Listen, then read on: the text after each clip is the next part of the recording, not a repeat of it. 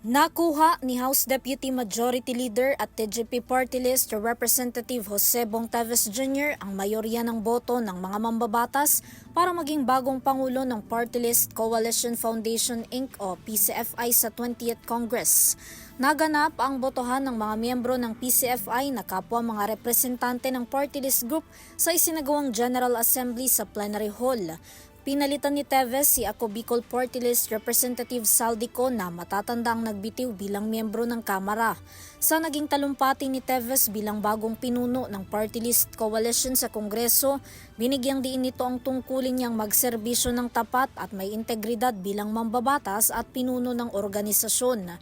Pagkakaisa rin daw ang nais nitong pairalin at muling maibalik ang tunay at magandang imahe ng mga Party List Group. Samantala, bukod kay Congressman Teves, nahalal din bilang chairman ng PCFI si House Minority Leader Marcelino Nonoy Libana ng 4-piece Party List.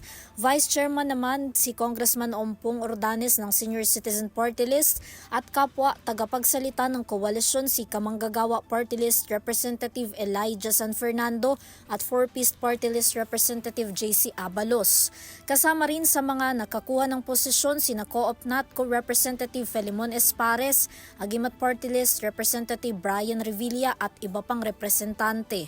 Ang PCFI ay isang koalisyon sa loob ng Kongreso na binubuo ng mga party list group representative na naglalayong isulong ang pantay na karapatan sa pagitan ng iba pang mga representante. Bigyan sila ng boses sa lahat ng mga gawaing isinasagawa sa loob ng Kongreso at marami pang iba. Para sa EuroTV News, Vanessa Cleofas sumasaludo sa bawat Pilipino.